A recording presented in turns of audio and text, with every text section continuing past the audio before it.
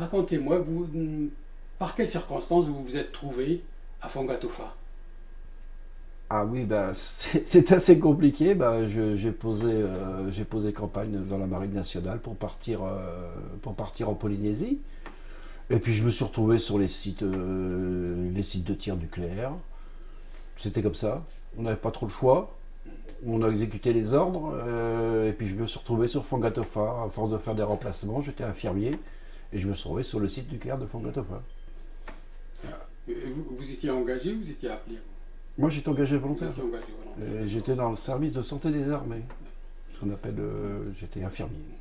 Et donc, vous avez demandé à aller outre-mer. Est-ce que vous saviez que vous alliez être affecté sur une base nucléaire? Ah non, ça, non, personne ne le savait, ça. On savait pas, c'était un petit peu le poker. Certains y allaient, d'autres n'y allaient pas. C'était comme ça. On n'avait pas spécialement le choix. Bah, parce que je ne peux rien dire d'autre. Et et à quel moment vous avez su que vous étiez sur une base nucléaire quand même? Bah, Euh, c'est- rester avec moi, ça va être compliqué. Parce que ça me rappelle autre chose. À quel moment bah, j'étais infirmier au dépôt portuaire à Faa, et un jour on m'a envoyé à Mururoa, et de Mururoa on m'a envoyé sur un petit atoll très très sympathique, très très beau, que personne ne connaissait, que très peu de gens connaissaient, c'était Fongatofa. Et là, quand je suis arrivé, j'étais un peu surpris parce qu'il y avait des barbelés partout, il y avait des pancartes. Mais on avait une base qui était magnifique par contre. Il y avait des beaux shelters, on avait un beau restaurant, un bon accueil. En fait, on travaillait pour les civils, à mon avis. Voilà. On travaillait pour les civils. On savait, moi je savais pertinemment qu'il y avait des bombes qui avaient explosé ici, dans le lagon. Personne ne nous empêchait de nous baigner, personne ne nous empêchait de prendre des photos. On régatait le dimanche. On savait quelque chose, on disait que c'était contaminé, qu'il fallait pas y aller, qu'il fallait pas manger trop de poissons. Le mostrontium, par contre, je le connaissais, mais je ne savais pas ce que c'était. Voilà. On savait que c'était contaminé, et puis on n'en parlait pas trop. Puis c'est tout, c'était tout simple. Néanmoins, vous allez vous baigner, vous faites du ski nautique. Oui, bah, sur les films, là, oui, bien sûr, on fait du ski nautique, on va se baigner avec le commandant, on va se baigner avec le médecin, personne ne dit rien, certains disaient qu'ils ne voulaient pas se baigner, moi, personnellement, on m'a jamais empêché de me baigner. Bon, la pêche, un petit peu, grogner un petit peu quand on allait à la pêche, mais ça s'arrangeait très bien. On n'était pas beaucoup de militaires, on devait être, d'après ce qu'on a recherché, on devait peut-être 30 ou 40 militaires au service de 200 civils. Alors la base était surélevée avec des pales à planches et ça avait été remblayé. On ne sait pas par qui ça a été construit, ça a été remblayé avec diverses choses. Dessus, ils ont placé des shelters et cette base-là était prévue pour les essais souterrains. Les deux premiers essais, Achille et Hector. Achille, j'y étais. Bon, bah, ça a dégazé dans le lagon.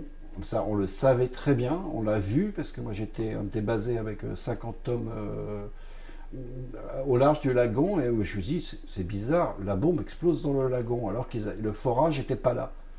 Et on a vu cette gerbe d'eau de 45 mètres de haut. Et c'est après qu'on a su, avec certaines recherches qui ont été faites par des gens compétents, que le tir souterrain n'avait pas été spécialement contenu et avait dégazé dans le lagon. D'où le fameux accident du 7 décembre 1975, où là, le CEA a constaté qu'il y a eu du dégazage. Et c'est après, à partir de cette date-là, que la base a été complètement démantelée par un commando de 35 hommes, par des militaires.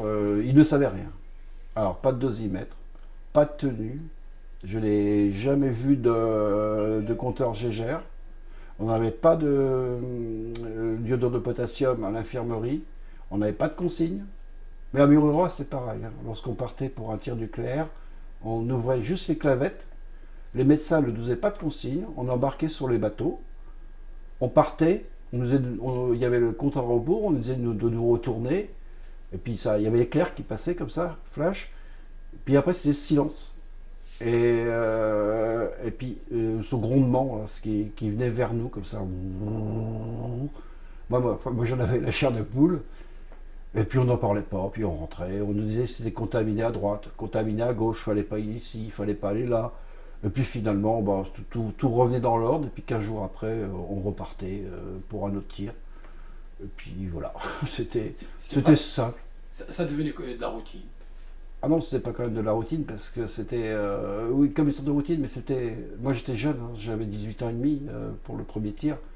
Et moi j'ai évacué 2 jours après mon arrivée à Mururoa. Ça allait très vite. Tout allait très vite. On était au courant de rien, on savait pas trop, tout allait très vite. Moi personnellement, je me rappelle pas avoir embarqué sur les bateaux.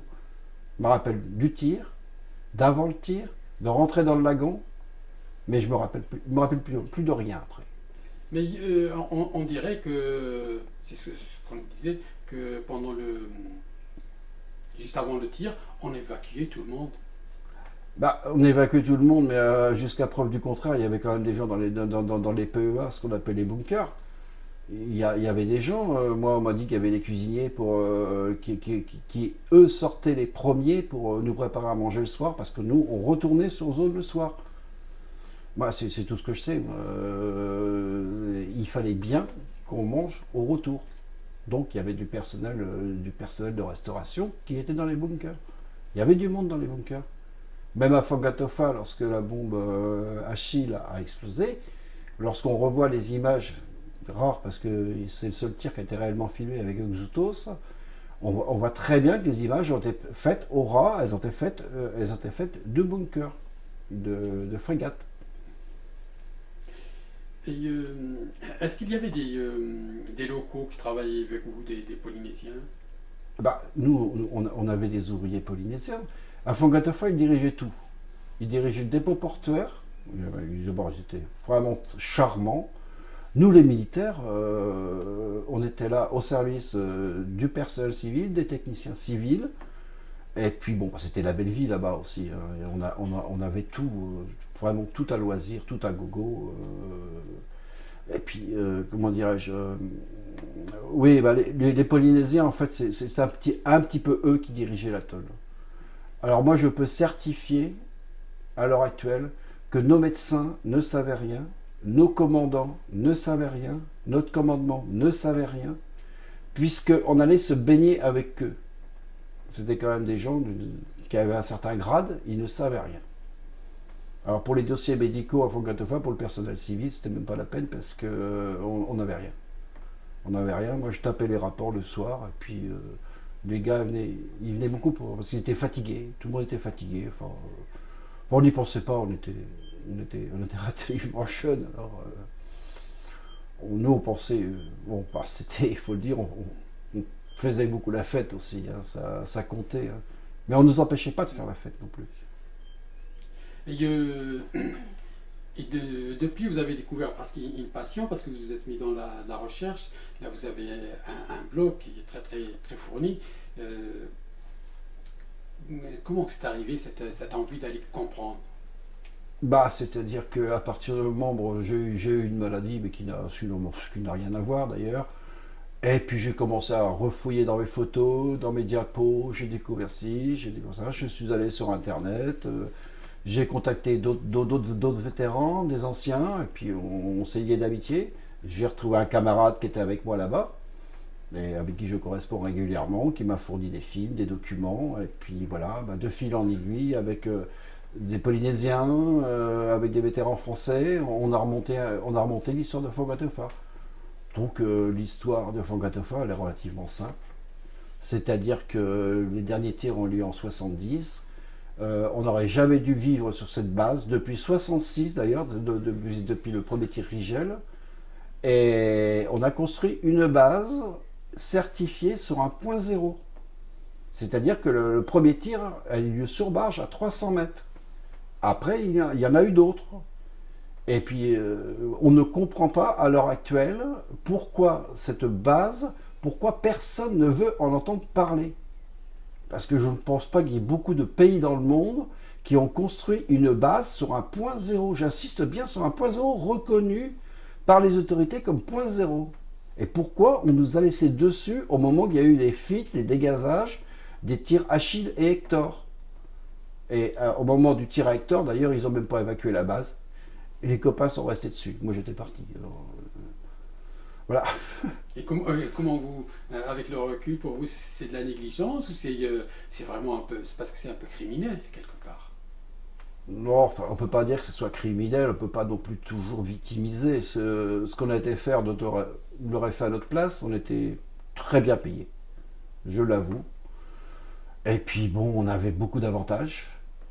Et puis bon, bah, ce que je reproche, c'est pas d'avoir servi comme cobaye, mais moi je parlerais plutôt de matériel humain. Voilà, ils n'ont pas hésité à nous utiliser comme matériel humain.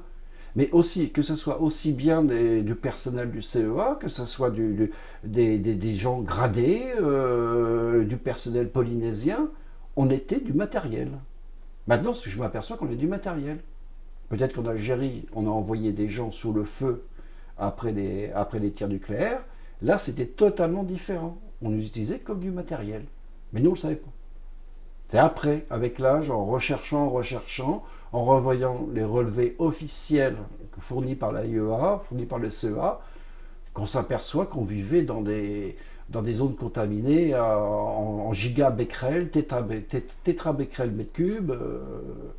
Et ça, c'est après que ça devient impressionnant. Et là, on commence à se poser des questions et on se lance dans la recherche. Et la petite recherche amateur d'ailleurs. Et on découvre beaucoup de choses, beaucoup d'éléments. Et ça interpelle. Et il y a des choses que vous avez appris comme ça en cherchant, qu'il y a des choses qui vous ont frappé?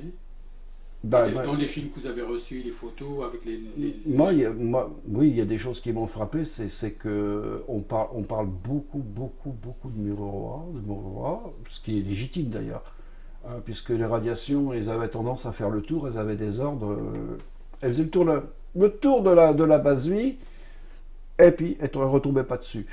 Mais Fangatofa, non, on n'en parle pas. Personne ne veut en parler. On trouve quelques documents par-ci par-là. On trouve les documents, bien sûr, de l'opération de 68 de Canopus. Mais après 70, on ne trouve plus rien. Alors la base aurait dû être peut-être construite en 72. On ne sait pas trop par qui.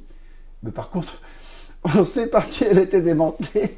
Puisqu'on s'était filmé. Alors, donc on sait qui a démantelé en catimini très rapidement. Et sans combinaison, sans dosimètre. D'ailleurs, vous pourriez me dire qu'est-ce que c'est qu'un dosimètre, j'en sais rien. J'ai même fait des radiographies en remplacement à Mururoa au bloc radio. Je n'avais pas de dosimètre non plus. Alors, moi, j'ai jamais vu une tenue. Jamais. Et on allait dans les endroits chauds, il y avait des barbelés, il y avait des endroits interdits, soi-disant, enfin on y allait quand même. J'ai jamais rien vu. Aucune protection. Il y avait des gens du CEA ou d'autres entreprises qui venaient le matin par la navette, soit par Nord 2501 ou DC6, et puis ils repartaient le soir. Bon, ça, on savait rien. Bon, on arrivait à prendre des photos, alors c'était pas interdit de prendre des photos. Après, je sais que c'était plus difficile. D'après certains camarades, c'était plus difficile. Mais on pouvait filmer, on pouvait prendre des photos, on pouvait se baigner. Alors, ce qui est assez étonnant, c'est que le lagon était contaminé. Mais en plus, il y avait aussi l'effet des tempêtes qui ramenaient toute la radioactivité dans le lagon. Parce que ça ne pouvait pas ressortir. Mais alors, le plus étonnant, c'est qu'on nous a fait une base nautique. C'était vraiment le club méditerranéen. Il y avait moniteur, ski nautique. On avait une dizaine de voiliers, des 470, des 420. Les premières planches à voile de Polynésie, je pense. Et puis, on ne nous interdisait rien, on allait se baigner. On se baignait un peu au milieu des bidons parce qu'il n'y avait pas grand-chose, il n'y avait pas de poissons. Sauf à la passe. Et là, il y avait beaucoup de poissons parce qu'on y déchargeait certaines choses, surtout de poubelles. Voilà. Tu rajoutes de plus.